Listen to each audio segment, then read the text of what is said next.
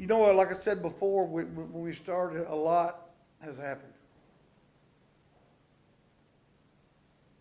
And we can't totally reflect on the actions today because it was being fulfilled, and Jesus was, other than responding to the people and blessing them as he died and asking for his Father to forgive them as he suffered and died, his main actions before that were the night before. So we have to,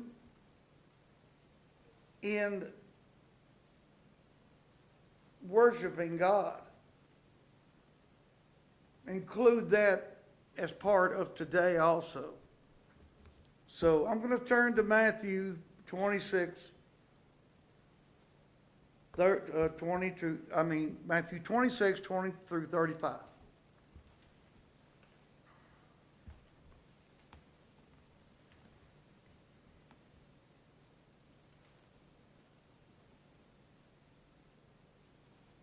When evening came, Jesus was reclining at the table with the 12. While they were eating, he said, "Truly I tell you, one of you will betray me."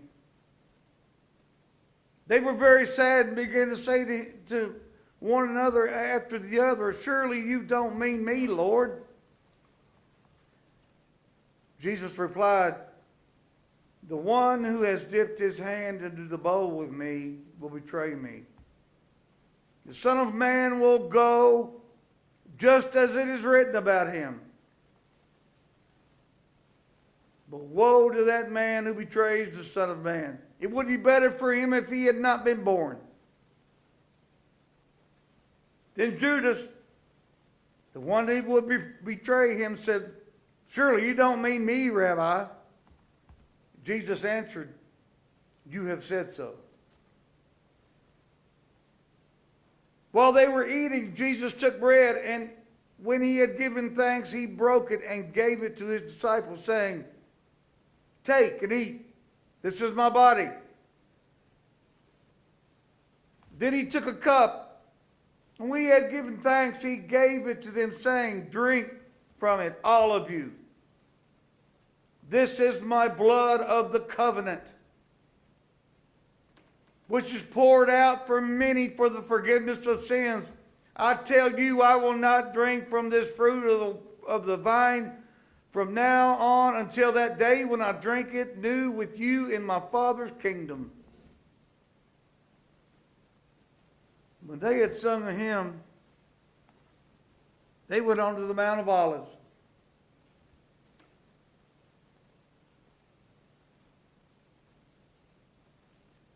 Then Jesus told them, "This very night you will all fall away on account of me. For it is written, I will strike the shepherd, and the sheep of the flock will be scattered. But after I have risen, I will go ahead of you into Galilee." Peter replied, "Even if I fall away on the account of you, I never will." "Truly I tell you," Jesus answered, "this very night before the rooster crows, you will disown me 3 times. But Peter declared, "Even if I had to die for you, I will never disown you." And all the other disciples said the same. And yet we read in our previous scriptures here that none of that, what the disciples, they can't go where he's going. There's no need for anybody else to die. This was the plan. It's being fulfilled. He's at a crucial point here. The scriptures we read earlier, the things that happened today on Good Friday, he was given into it. He surrendered to it. He had no more to say other than blessing people.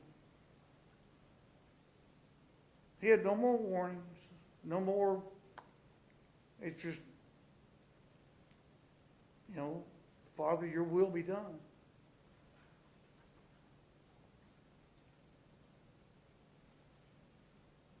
Jesus asked us to follow him to the table. Maundy Thursday, which was yesterday, and what this was, but it's included in the entire thing. The word Maundy means mandate or a directive. That's what Jesus does here. Take and eat. This is my body. Drink, all of you. This is my blood. This is my covenant. This is my directive to do this from now on, to remember how we were tonight. The things you don't understand tonight, you're going to understand more tomorrow. And then you'll get it when the debt is paid in full, when the resurrection happens, when I rise. But y'all do this every time you get together, you eat and drink, you do this because of all this other.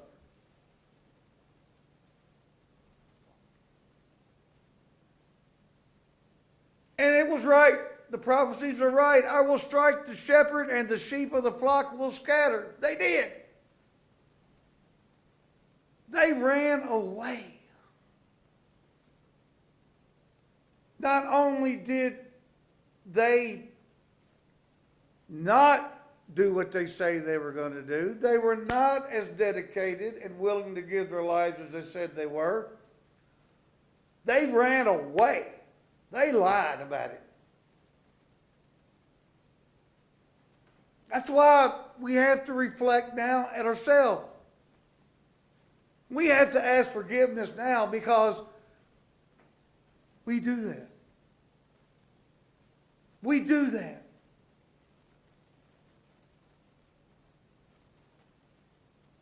Total surrender is hard. But total surrender is the only way.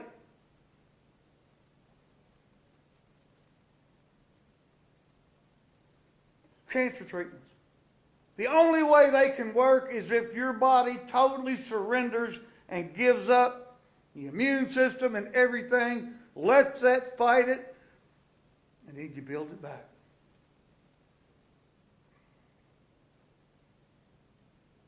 Everything has to be torn down. Nobody is what they really think they are. We try. Oh, we try. But this kind of sacrifice, this kind of dedication, even the disciples, even the people that touched him every day, breathed the same air he breathed. They couldn't do it. So should we feel bad about it? They couldn't do it. And Jesus already knew their plan. He knew what they were going to do. They'll get over this. We'll get over it.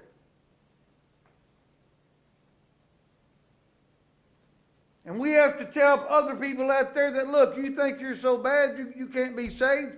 You'll get over it. But you got to do this. You got to surrender all that. Because the man that surrendered everything will take care of you. We follow him to the table. Sunday, he's going to ask us to follow him forever.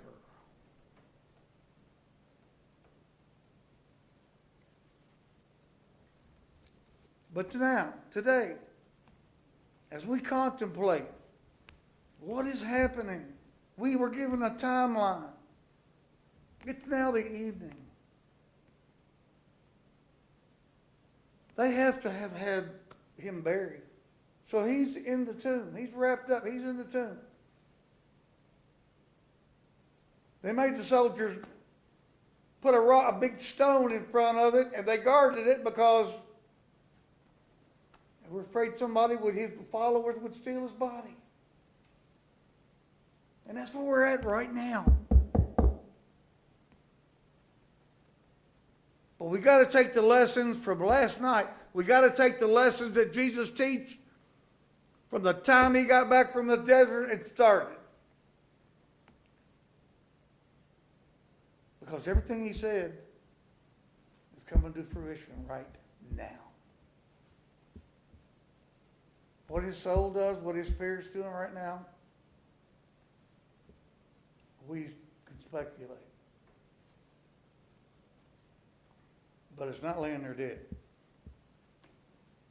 We're going to find that out in a couple days.